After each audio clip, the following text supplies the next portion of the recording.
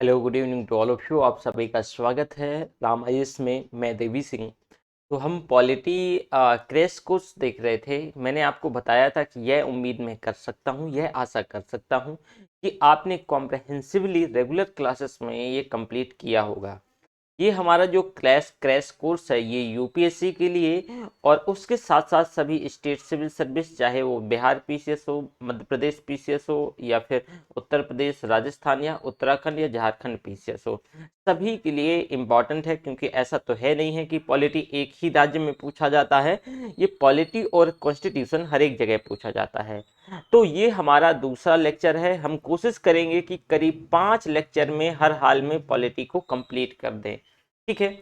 तो जैसे कि मैंने आपके पहले लेक्चर में आपको ये सारी चीज़ें, जहां आप जो भी स्क्रीन पे देख रहे होंगे, मैं ये सारा सब कुछ आपको समझा चुका था। ठीक है। हमें जो है सेकंड लेक्चर में देखिए यहाँ पर प्रॉपरली यहाँ से हमें शुरू करना था, है ना। ये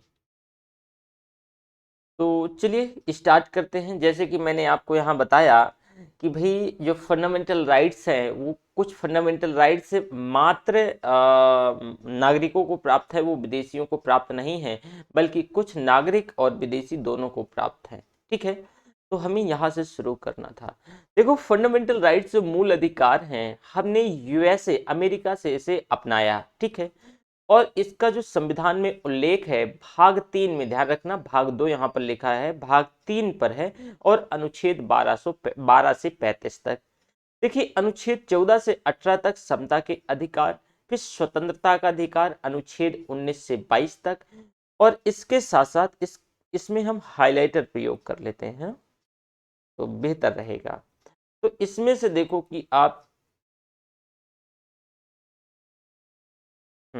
अब ठीक रहेगा। स्वतंत्रता का अधिकार, जो कि अनुच्छेद 19 से 22 तक। शोषण के विरुद्ध अधिकार अनुच्छेद 23-24। इसके साथ जो है अनुच्छेद, यानी धार्मिक स्वतंत्रता का अधिकार अनुच्छेद 25 से 28। अनुच्छेद 29-30 संस्कृति और शिक्षा संबंधी अधिकार। और अनुच्छेद जो 32 है, इससे संवैधानिक उपचारों का अधिकार। ठीक है। पहले मैं आपको बता दूं कि 7 फंडामेंटल राइट्स हुआ करते थे, लेकिन अब 7 फंडामेंटल राइट्स नहीं है, क्योंकि संपत्ति का अधिकार अब फंडामेंटल राइट्स नहीं है। ठीक है। इसके साथ साथ देखो, हम थोड़ा सा जो कि इंपॉर्टेंट है, आर्टिकल 21 के बारे में बात करें। तो पहले तो आप यहाँ पे देखो, जो अनुच्छेद 21 है, ये किसी भी व्यक्ति को उसके प्राण या दैहिक स्वतंत्रता से विधि द्वारा स्थापित प्रक्रिया के अनुसार ही वंचित किया जा सकेगा, अन्यथा उसको वंचित नहीं किया जा सकता है।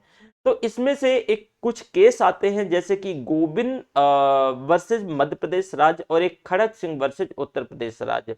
तो जो कि अनुच्छेद 19 क्लॉज 1 सब क्लॉज डी के अंतर्गत भारत के राज क्षेत्र में सर्वत्र कहीं भी आबाद संचरण का अधिकार है, ये आपको अनुच्छेद 19 1 क्लॉज 1 सब क्लॉज डी कहता है।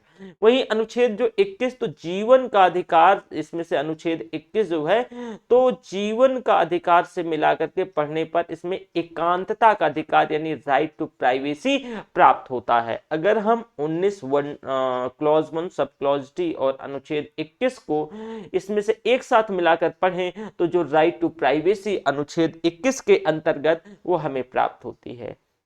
अब इसमें से देखो, प्रमुख संबंधित वाद, तो ए के गोपालन वर्सेस मद्रास राज 1950, एक मेनका गांधी वाद बनाम भारत संघ 1978।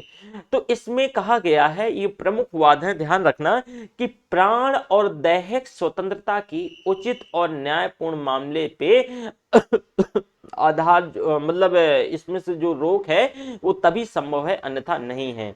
अब इसके कुछ प्रमुख अधिकारों की बात करें, तो जैसे कि देखो, इसमें से शीघ्र विचारण का अधिकार, ठीक है। एकांत, इसमें से कारावास के विरुद्ध अधिकार है, ठीक है। वहीं फांसी के विलंब के विरुद्ध अधिकार, अभिरक्षा में हिंसा के विरुद्ध अधिकार, वहीं पैर में डंडा बेड़ी डालने के विरुद्ध अधिकार, अच्छी सड़कों का अधिकार, प्रतिष्ठा का अधिकार, कार्यस्थल पर महिलाओं के लैंगिक उत्पीड़न के विरुद्ध अधिकार, ये सारे अधिकार हैं।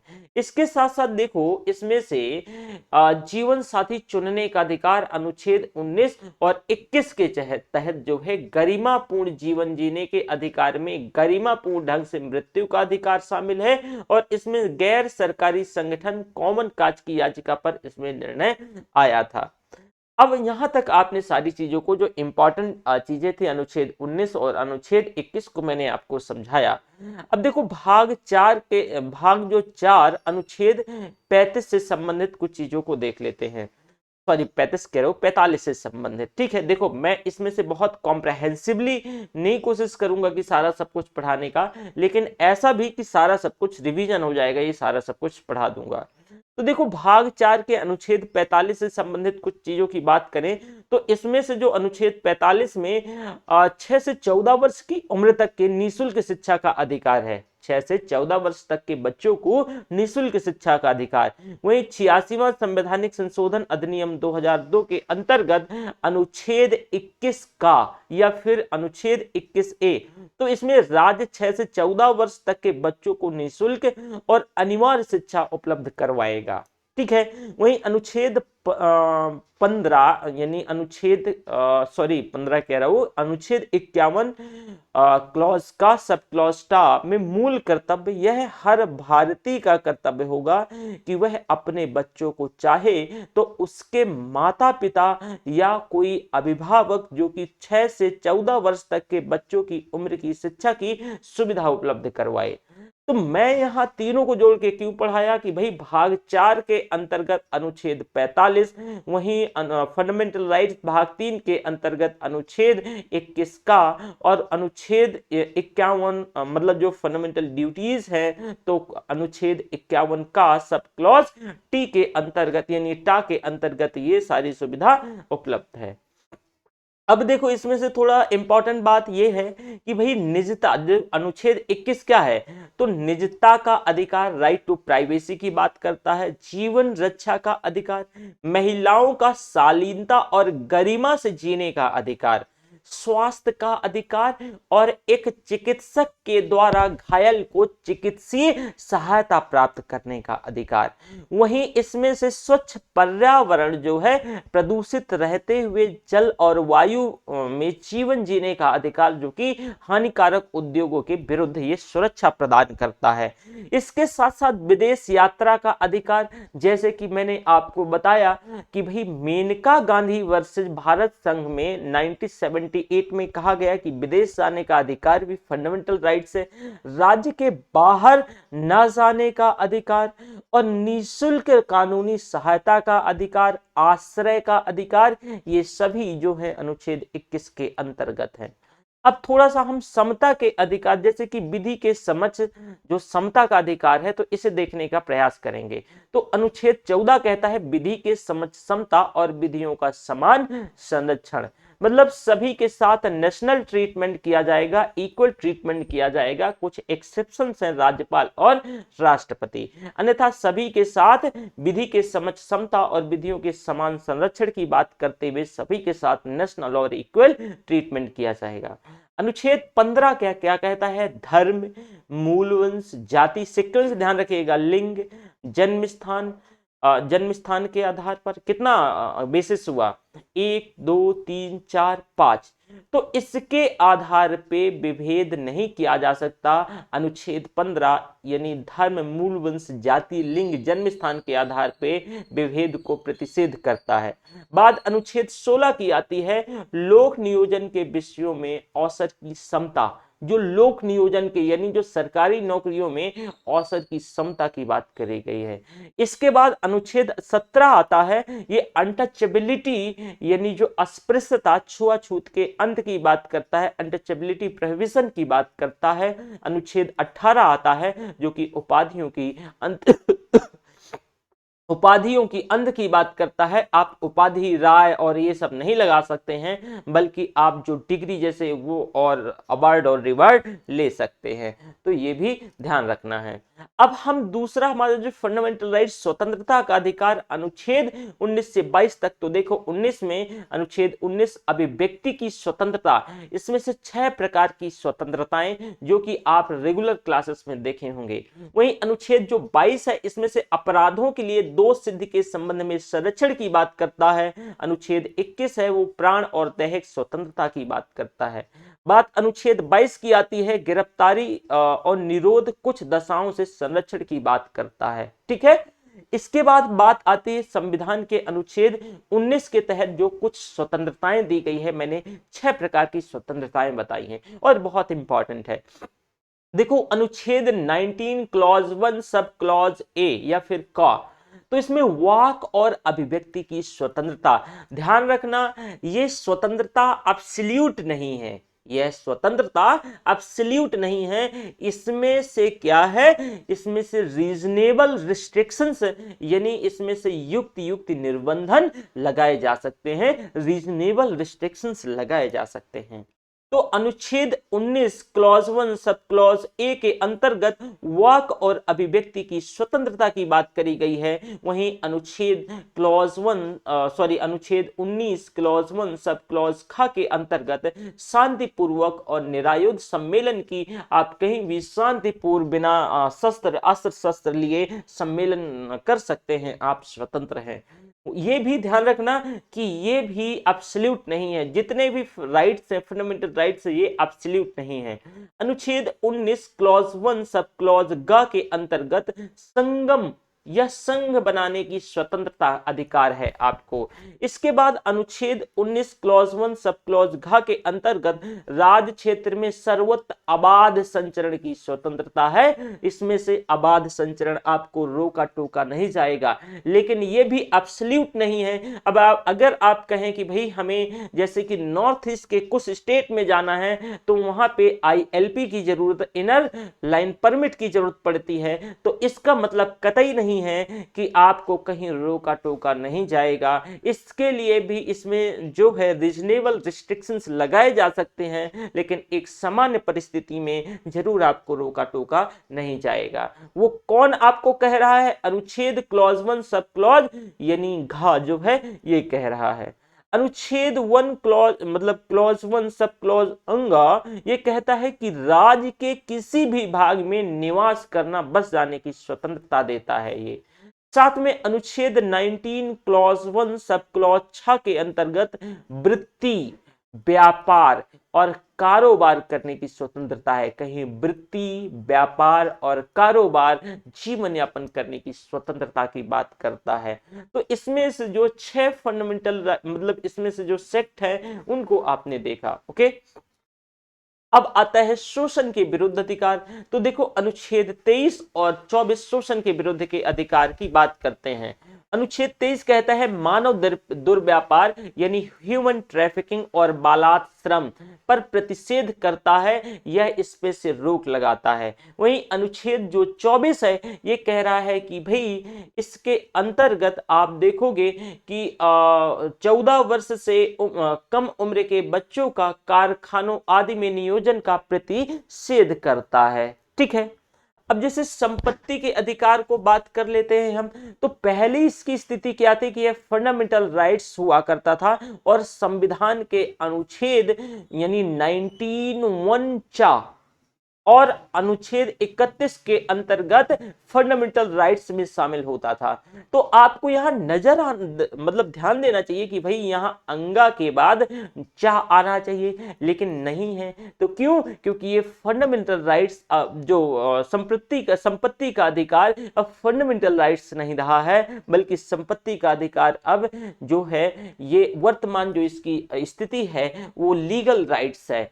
तो देखो जो वर्तमान स्थिति में विधिक राइट्स, लीगल राइट्स जो कि संविधान के अनुच्छेद 300 का के अंतर्गत इसका उल्लेख है। इसमें से संबंधित संविधान संशोधन जो होता है 44वां संविधान संशोधन 1978 के द्वारा इसको फंडामेंटल राइट्स की श्रेणी से हटा करके इसको विधिक राइट की श्रेणी में रख दिया जाता है। अब इसकी बात आती है धार्मिक स्वतंत्रता का अधिकार। तो भाई अनुच्छेद 25 के अंतर्गत देखो कि प्रत्येक व्यक्ति को अपने धर्म का प्रचार प्रसार करने का अधिकार जो है अनुच्छेद 25 देता है। वहीं अनुच्छेद 26 कहता है कि धार्मिक कार्यों के प्रबंधन की स्वतंत्रता है, आप अपने धार्मिक कार्यों का प्रबंध कर सकते हो। अनुच्छेद 27 कहता है कि विशिष्ट धर्म की अभिवृद्धि के लिए करों के समुदाय के बारे में स्वतंत्रता है। और जो अनुच्छेद 28 है ये कह रहा है कि कुछ शिक्षण संस्थानों में धार्मिक शिक्षा या फिर धार्मिक उपासना में उपस्थित होने के बारे में भी स्वतंत्रता की बात करता है। इसके बाद जो है संस्कृति और शिक्षा संबंधी अधिकारों की बात करें तो बात आती है अनुच्छेद 29 की, जो कि जो माइनॉरिटीज ग्रुप्स हैं तो उनको मतलब उनके इंटरेस्ट, उनके हितों के संरक्षण सुरक्षा संबंधी अधिकारों की बात करता है अनुच्छेद 29। वहीं अनुच्छेद 30 की बात करें तो शिक्षा संस्थानों की स्थापना और प्रशासन जो कि माइनॉरिटी ग्रुप के अधिकार राइट्स की बात करता है। इसके बाद जो है ये जो उच्च न्यायालय और उच्चतम न्यायालय सॉरी, इसमें से कुछ जो है रिट जारी करता है। रिट क्यों जारी करता है, ये क्यों जारी होती है, मैं आपको बता दूं कि अगर आपके फंडामेंटल राइट्स का उल्लंघन होता है तो आप अनुच्छेद 32 के अंतर्गत आप डायरेक्टली सुप्रीम कोर्ट जा सकते हैं। सुप्रीम कोर्ट उसका संरक्षण करता है। अगर आप सुप्रीम कोर्ट नहीं जाना चाहते हैं तो कोई बात नहीं है, 226 के अंतर्गत आप हाई कोर्ट जा सकते हैं। और सुप्रीम कोर्ट और हाई कोर्ट 5 प्रकार की रिट जारी करता है। ये 5 प्रकार की रिट एक बंदी प्रत्यक्षीकरण है, फिर परमादेश है, उत्प्रेषण है, प्रतिषेध है और अधिकार परीक्षा है। ये 5 प्रकार की रिट जारी की जाती है। ठीक है, तो आपने ये देखा। अब आपातकाल में कुछ जो फंडामेंटल राइट्स का निलंबन किनका किनका निलंबन हो सकता है, कौन कौन सस्पेंड हो सकते हैं, तो मूल अधिकारों के निलंबन के बारे में देखें तो अनुच्छेद 358 जब लगता है तो अनुच्छेद 19 जो है स्वतः निलंबित हो जाता है। क्या हो जाता है भाई, स्वतः निलंबित हो जाता है। अनुच्छेद 359 में जो अन्य मूल अधिकार है राष्ट्रपति द्वारा निलंबित किए जा सकते हैं। 44वें संविधान संशोधन में अनुच्छेद 20 और 21 के निलंबन पर पाबंदी लगा दी गई है कि जो अनुच्छेद 20 और अनुच्छेद 21 जो है ये निलंबित नहीं होगा। ओके, तो ये सारी चीजें रही हैं। हम अगले लेक्चर में डिटेल से समझने का कोशिश करेंगे इसके आगे। So thank you very much. Hello, good evening to all of you. आप सभी का स्वागत है रामायण में। तो चलिए हम स्टार्ट करते हैं। जैसे कि लास्ट लेक्चर में जो हमने देखा था उसी के आगे तो कुछ इंपॉर्टेंट जो फैक्ट हैं उनके बारे में हम शुरुआत करते हैं। तो सबसे पहले मैं जैसे कि बताया था कि उसमें से जो पॉलिटी और इसमें से UP PCS, state civil service और बीपीएससी, एमपी पीसीएस, साथ में Uttarakhand PCS, Rajasthan PCS, Jharkhand PCS, Chhattisgarh PCS, इन सभी के लिए जो है ये कोर्स इंपॉर्टेंट होगा।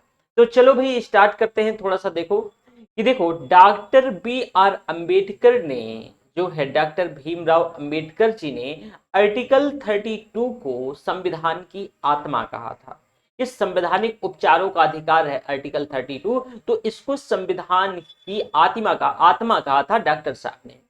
वही संपत्ति के अधिकार को मूल अधिकार की श्रेणी से 44वें संविधान संशोधन 1978 के द्वारा इसको हटा करके विधिक अधिकार बना दिया गया था। इसके बाद केशवानंद भारती वर्सेस केरल राज्य 1973 के वाद में सुप्रीम कोर्ट यानी उच्चतम न्यायालय ने संविधान की मूल संरचना यानी बेसिक स्ट्रक्चर का सिद्धांत दिया था। इसको भी ध्यान रखिएगा। 1 अप्रैल 2010 में जो कि शिक्षा का अधिकार अधिनियम 2009 लागू हुआ और ये 10 से इंप्लीमेंट हुआ। वहीं उच्चतम न्यायालय ने सूचना के अधिकार को निहित माना और संविधान के अनुच्छेद article 19 clause 1 sub clause A में इसके तहत इसे जोड़ा गया। 3 माह के लिए बंदी प्रत्यक्षीकरण अधिनियम के अंतर्गत एक व्यक्ति को बिना मुकदमा चलाए इसको बंदी बनाया जा सकता है 3 माह के लिए, ध्यान दीजिएगा। संविधान के अनुच्छेद 20 क्लॉज 3 के अंतर्गत किसी भी अभियुक्त को स्वयं के विरुद्ध गवाह बनने के लिए बाध्य नहीं किया जा सकता है। ये प्रावधान है कि उसे जो अनुच्छेद 20 क्लॉज 3 के अंतर्गत कहा गया है कि उसे स्वयं के प्रति गवाही नहीं दिया जाएगा। वहीं बौद्ध, जैन और सिख जो कि है, ये जो शब्द है अनुच्छेद 25 के अंतर्गत, हिंदू शब्द के अंतर्गत ये बौद्ध, जैन और सिख जो है भारतीय संविधान में अनुच्छेद 25 के अंतर्गत इसी में शामिल हैं। बंधुआ मजदूरी उन्मूलन अधिनियम भारतीय संसद में जो है 1976 में पारित हुआ। इसके बाद हम डीपीएसपी में बात आते हैं, राज्य के नीति निर्देशक तत्व। भाई तो पहले तो थोड़ा सा हम इसको कंपेयर करेंगे, यानी जो फंडामेंटल राइट्स है, जो मूल अधिकार हैं, और जो नीति निर्देशक तत्व हैं, इसमें से क्या डिफरेंसेस होते हैं। तो भाई नीति निर्देशक तत्व संविधान के भाग 4 में उल्लिखित होते हैं और इनको आयरलैंड से लिया गया है। वही जो फंडामेंटल राइट्स हैं, ये संविधान के भाग 3 में उल्लिखित हैं 12 से 35 तक 12 से 35 तक, और ये अमेरिका के संविधान से प्रेरित हैं। इनकी जो प्रवृत्ति है वो नकारात्मक और वाद योग है। जो मूल अधिकार जो है, इनकी प्रवृत्ति नकारात्मक और वाद योग है। वाद योग का मतलब कि अगर इनका हनन होता है फंडामेंटल राइट्स का, तो आप चैलेंज कर सकते हो, इनको रिट के माध्यम से इंप्लीमेंट करवाया जाएगा। बल्कि अगर हम जो नीति निर्देशक तत्व डीपीएसपी है, तो भाई ये जो सकारात्मक है, इनका जो प्रवृत्ति है, और ये गैरवाद योग है। जो इनमें लिखा हुआ है वो ठीक है, आप इन्हें कोर्ट में चैलेंज नहीं कर सकते हो अगर ये इंप्लीमेंट नहीं होते हैं तो। अब भी डीपीएसपी का उद्देश्य क्या है? सामाजिक और आर्थिक लोकतंत्र की स्थापना। ध्यान रखना, सामाजिक और आर्थिक लोकतंत्र की स्थापना, और इसमें लागू करने के लिए विधान की आवश्यकता होती है। ये तभी जो है डीपीएसपी विधान के माध्यम से, नियम के माध्यम से लागू किए जा सकते हैं। वहीं दूसरी तरफ हम फंडामेंटल राइट्स की बात करें तो इसका जो उद्देश्य है वो राजनीतिक लोकतंत्र की स्थापना है। ध्यान से सुनना, राजनीतिक लोकतंत्र की स्थापना। वहीं लागू करने के लिए जो है विधान की आवश्यकता नहीं होती है। अगर इनका वायलेशन होता है तो आप आर्टिकल 32 के अंतर्गत डायरेक्टली सुप्रीम कोर्ट और 226 के अंतर्गत डायरेक्टली हाई कोर्ट जा सकते हो, और फिर सुप्रीम कोर्ट और हाई कोर्ट जो है 5 प्रकार की रिट जारी करता है और उसी के माध्यम से इसमें एक्शन लेके इन्हें लागू करवाता है। अब इसमें से देखो कि इसमें से इंपॉर्टेंट कुछ फैक्ट, तो कल्याणकारी राज्य की संकल्पना का जो है समावेश भारतीय संविधान में है। कल्याणकारी यानी वेलफेयर स्टेट की संकल्पना भारतीय संविधान में इसका समावेश है। कहां कहां भी? प्रीएम्बल प्रस्तावना में और डीपीएसपी में ये जो है कल्याणकारी वेलफेयर स्टेट की संकल्पना मिलती है। वहीं 1976 में संसद ने समान पारिश्रमिक अधिनियम पारित किया, और इसके बाद अनुच्छेद 39(1) में जो है पुरुष और स्त्री यानी सभी नागरिकों को समान तौर से आजीविका के साधन प्राप्त करने संबंधी प्रावधानों की भी इसी में बात करी गई है। इसके बाद अनुच्छेद 39(b) में जो है समुदाय और भौतिक साधनों का स्वामित्व और नियंत्रण इस प्रकार से बटा हो जिससे सामूहिक हित सर्वोत्तम साधन होना चाहिए। वहीं अनुच्छेद 39(c) में कहा गया है कि भाई आर्थिक व्यवस्था इस प्रकार चले जिससे से धन और उत्पादन साधनों का सर्वसाधारण तौर से अहितकारी संकेंद्रण ना हो, और न ही इसका प्रावधान। ठीक है, तो ये देखा आपने। तो इसमें से आप जैसे कि मैंने पुरुष और स्त्री को समान कार्य के लिए समान वेतन, अनुच्छेद 39(d) बात करता है। वहीं आप जो 46वें संविधान संशोधन 2002 में 42वें संविधान संशोधन जो है, ये जो 46वें संविधान 46वें नहीं 86वें यानी 86 तो संविधान संशोधन 2002 में संविधान में जो है 11वां मूल कर्तव्य जोड़ा गया। पहले जो है ये आपको मैं बता दूं 42वें संविधान संशोधन 1976 में इसमें से जो है 10 मूल कर्तव्य जोड़े गए। 10 मूल कर्तव्य जोड़े गए। स्वर्ण सिंह समिति की अध्यक्षता में जो ये इन्हीं ने ही रिकमेंड किया था और इन्हीं की अध्यक्षता में फंडामेंटल ड्यूटीज लाए गए थे। इनकी अध्यक्षता में जो सदस्यों की संख्या थी वो 12 थे और मौलिक अधिकारों मतलब अध्यक्ष समेत तो सदस्य 11 और ये खुद 12 हुए न, पर मतलब 12 थे। मौलिक कर्तव्यों को प्रभावी बनाने के लिए एक गठित समिति का जो नाम है जीएस वर्मा समिति, जो कि 1999 में गठित की गई थी। इसके बाद 86वें संविधान संशोधन 2002 में एक मूल कर्तव्य जोड़ा जाता है, जो कि अभिभावकों द्वारा 6 से 14 वर्ष तक के बच्चों के लिए शिक्षा का समान अवसर प्रदान करना। अब मूल कर्तव्य 51 क्लॉज मतलब 51A के अंतर्गत जरा आप देखो कि इसमें से कुछ पार्ट है। तो भारत के प्रत्येक नागरिक का यह कर्तव्य होगा कि वह एक के अंतर्गत संविधान का पालन करे और उसके आदर्शों, संस्थाओं, राष्ट्रध्वज और राष्ट्रगान का आदर करे। ध्यान से सुनना, संविधान का पालन करे, उसके आदर्शों, संस्थाओं, राष्ट्रध्वज, राष्ट्रगान का आदर करे।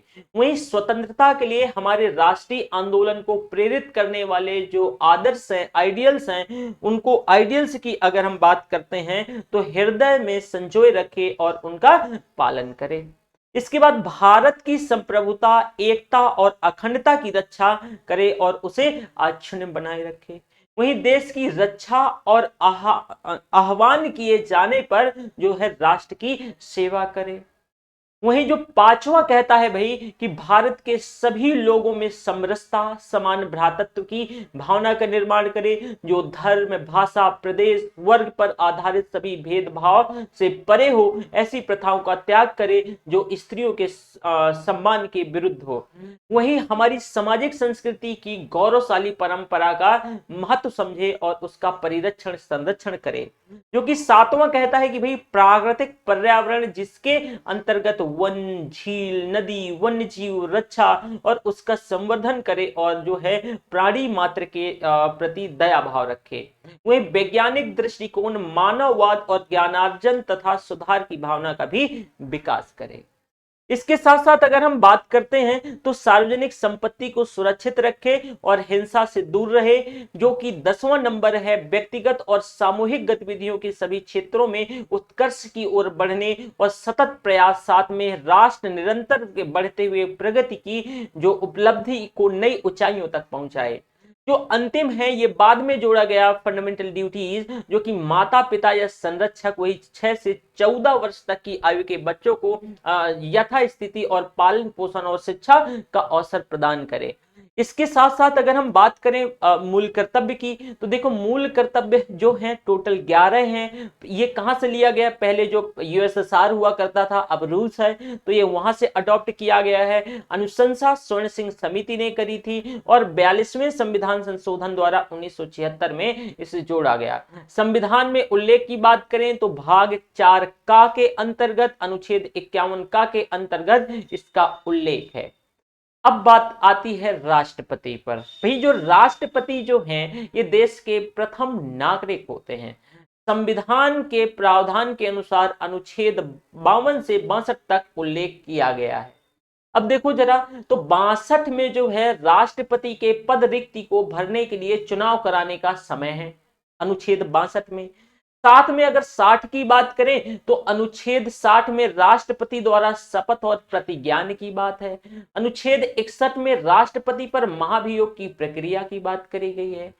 अनुच्छेद 58 की अगर हम बात करें तो राष्ट्रपति के निर्वाचित होने के लिए इसमें से क्वालिफिकेशंस है। अनुच्छेद जो 59 है राष्ट्रपति के पद के लिए सेवा शर्तें हैं। वहीं जो है अनुच्छेद 56 है तो इसमें राष्ट्रपति के पदावधि यानी पद ग्रहण करने की तारीख जो कि 5 वर्ष का उल्लेख है, तो अनुच्छेद 56 में है। वहीं अनुच्छेद जो 57 है राष्ट्रपति के पद के लिए किसी भी व्यक्ति के पुनर्निर्वाचन की पात्रता। अनुच्छेद 54 है राष्ट्रपति का निर्वाचन एक निर्वाचक मंडल के द्वारा होगा। अनुच्छेद 55 राष्ट्रपति के निर्वाचन की रीति। और अनुच्छेद जो 52 है भारत का एक राष्ट्रपति होगा। अनुच्छेद 53 संघ की समस्त कार्यपालिका शक्ति राष्ट्रपति में निहित है। तो इससे जो राष्ट्रपति से संबंधित जो अनुच्छेद मैंने आपको बताया 52 से 62 तक इन सभी को मैंने आपके साथ शेयर कर दिया है। अब आगे बात करते हैं कि भाई राष्ट्रपति का निर्वाचन, तो निर्वाचन एक निर्वाचन मंडल के माध्यम से होता है। राज्यों द्वारा केंद्र शासित प्रदेश दिल्ली, पुडुचेरी, जम्मू कश्मीर के जो चुने हुए यानी जो एमएलएज हैं और एमपीज, साथ में संसद के दोनों सदनों के निर्वाचित, ध्यान से सुनना, संसद के दोनों सदनों के निर्वाचित सदस्य और राज्यों, जो कि सभी राज्यों के साथ साथ जो यूनियन टेरिटरी में दिल्ली, पुडुचेरी और जम्मू कश्मीर, वही निर्वाचन का मेथड आनुपातिक प्रतिनिधित्व प्रणाली, एकल संक्रमणी, क्योंकि ये वोट अगर मान लो जो है इलेक्टोरल कोटा नहीं प्राप्त होता तो ये संक्रमित यानी एक दूसरे में मतलब दूसरे पे ट्रांसफर होते हैं, और जो मतदान है वो गुप्त मतदान होता है। अब बात होती है राष्ट्रपति के पद के लिए अहर्यताएं, क्वालिफिकेशंस।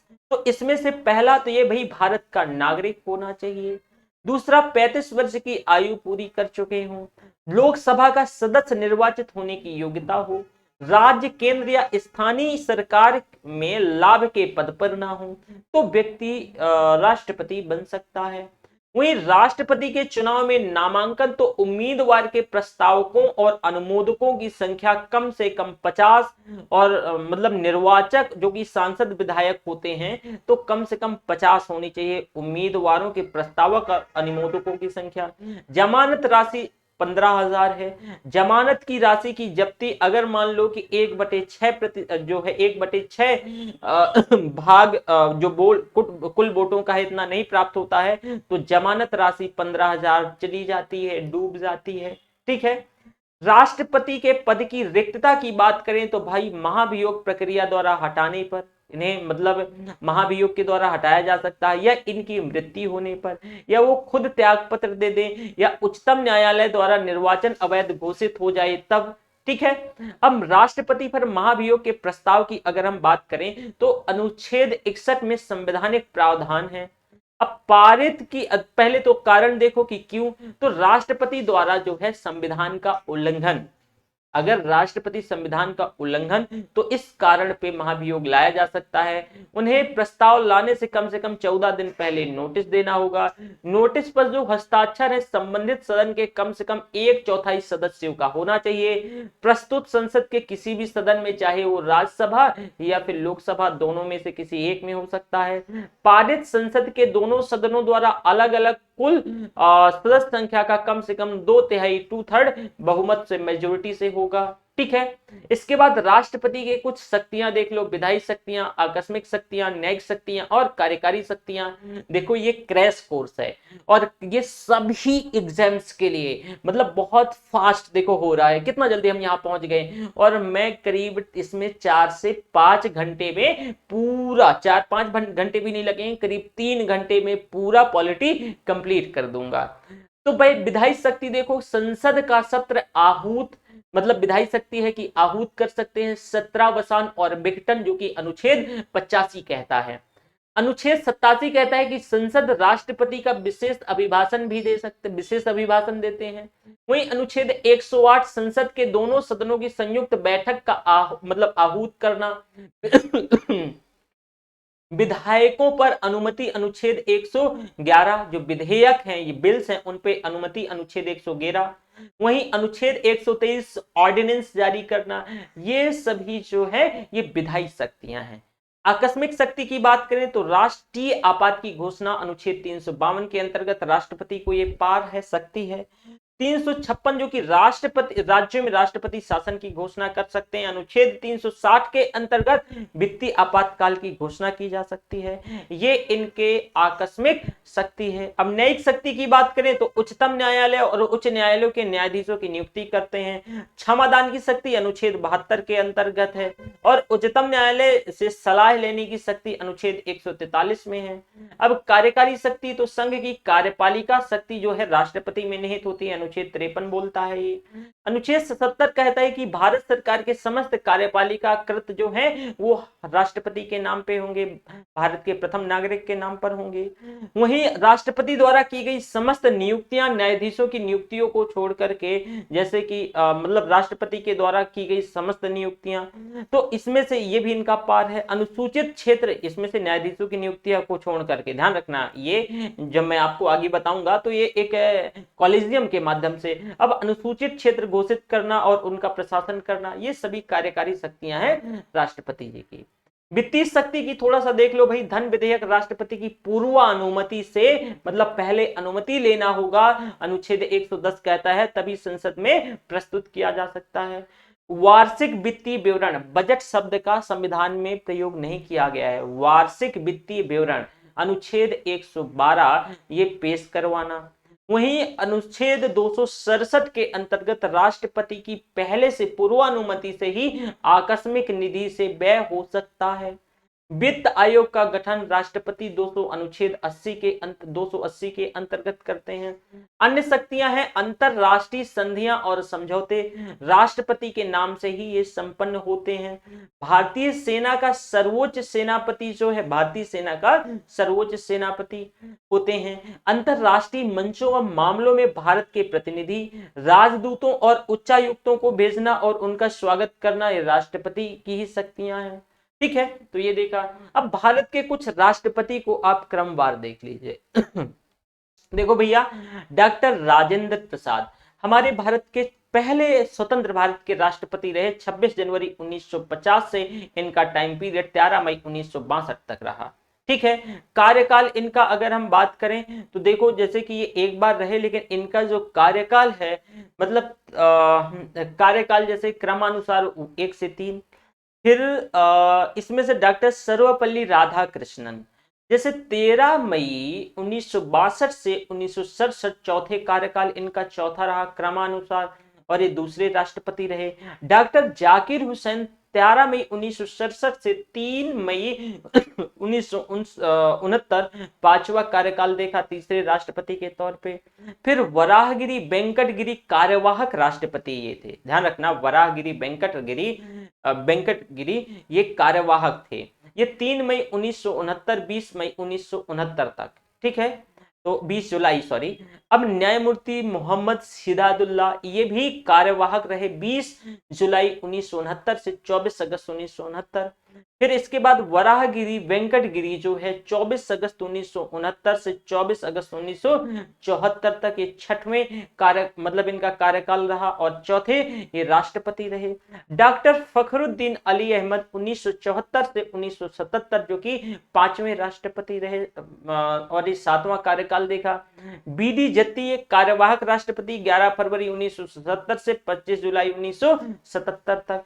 नीलम संजीव रेड्डी 25 जुलाई 1970 से 25 जुलाई 1982।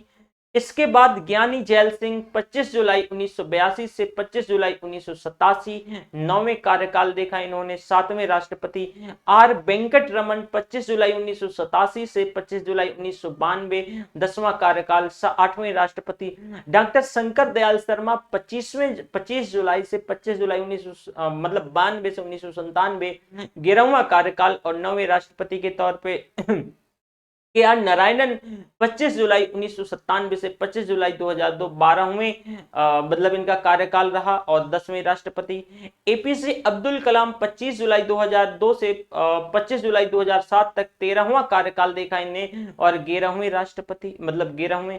फिर प्रतिभा देवी सिंह पाटिल 25 जुलाई 2007 से जुलाई 2012 तक, ये 14वां कार्यकाल देखा और 12वें राष्ट्रपति के तौर पे। प्रणब मुखर्जी भी 25 जुलाई 2012 से 2017 में रिटायर कर गए, और ये जो है मतलब 15वां कार्यकाल देखा और 13वें राष्ट्रपति के तौर पे। अभी रामनाथ कोविंद साहब हैं, और ये 25 जुलाई 2017 से अब तक अभी ये 16वां कार्यकाल है इनका, 14वें राष्ट्रपति। तो ये राष्ट्रपतियों की हमारी भाई संख्या है। ओके, इसके बाद हम आते हैं राष्ट्रपति की कुछ शक्तियां हैं। राष्ट्रपति की भाई मैंने बताया ये शक्तियां जो हैं, क्षमा यानी दंड से पूरी तरीके से मुक्त कर देना। लघुकरण, दंड के स्वरूप को बदल देना। दंड का जो स्वरूप है, मान लो कि दंड का जैसे कि सशस्त्र कारा, मतलब सशस्त्र मतलब इसे बहुत वैसा जैसे इनका स्वरूप बदल देना। मतलब ये समझो कि फांसी है और फांसी की सजा को क्या कर देना, उसको 10 साल की सजा में कन्वर्ट कर देना। परिहार, दंड की अवधि कम कर देना, 15 साल की सजा को 10 साल में कन्वर्ट कर देना, बदल देना। विराम, सजा को विशेष परिस्थितियों में कम कर देना। फॉर एग्जाम्पल ऐसे समझो कि विशेष परिस्थितियों में जैसे कि कोई प्रेग्नेंट लेडी है तो इस आधार पे प्राविलंबन, दंड विशेषकर मृत्यु दंड पर अस्थायी रोक लगा देना, प्राविलंबन। यहां से क्वेश्चन पूछा जा सकता है। बस सिंपल सिंपल याद रखना है, लघुकरण, स्वरूप बदलना, परिहार, अवधि मतलब दंड की अवधि कम करना, विराम विशेष परिस्थितियों में, प्राविलंबन वही विशेषकर मृत्यु दंड को अस्थायी तौर से रोक देना। और राष्ट्रपति की जो कुछ वीटो शक्ति भी है, एक निलंबन वीटो है, विधेयक, जो विधेयक को आपत्तियों से संसद में पुनर्विचार के लिए वापस भेज देना। अत्यांतिक वीटो है इनका, ये विधेयक पर अपनी राय सुरक्षित रख लेते हैं। एक पॉकेट वीटो है, इसे जेबी वीटो भी कहते हैं, विधेयक पर कोई निर्णय ही नहीं करना। ठीक है, तो ये राष्ट्रपति की वीटो शक्ति है। कुछ इंपॉर्टेंट बात करें तो देखो, भारत की तीनों सेनाओं के प्रधान सेनापति ही राष्ट्रपति होते हैं। राष्ट्रपति के पास किसी भी भौगोलिक क्षेत्र को अनुसूचित क्षेत्र घोषित करने का कंप्लीट संवैधानिक अधिकार है।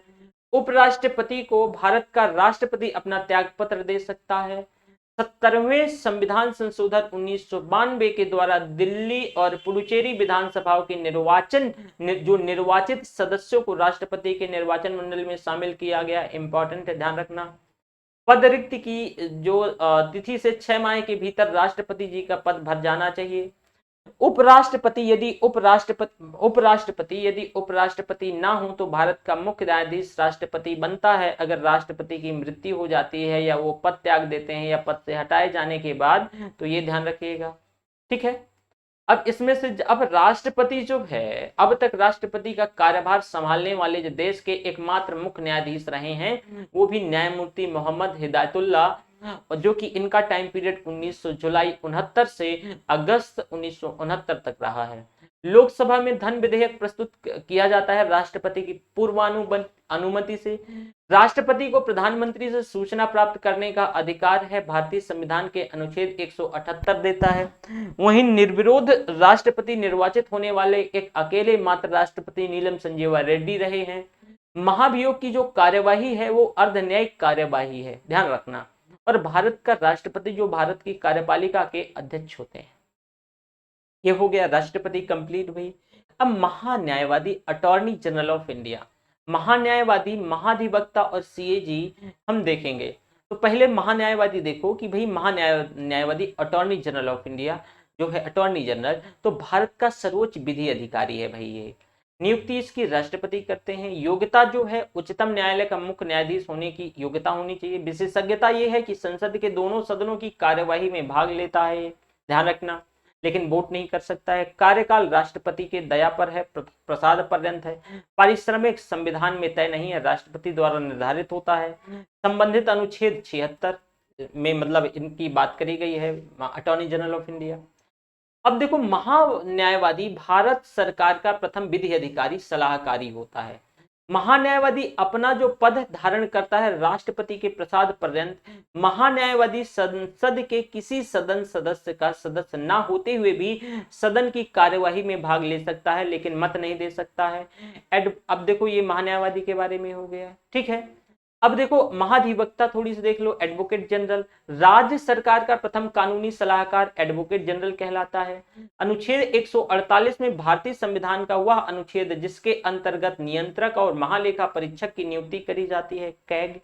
जो कैग है, भारत के नियंत्रक और महालेखा परीक्षक कैग को पद से हटाया जा सकता है। जिस रीति से उच्चतम न्यायालय के न्यायाधीशों को, उसी रीति से संसद के यानी दोनों बहुमत में 2/3 मेजोरिटी के साथ विशेष बहुमत से।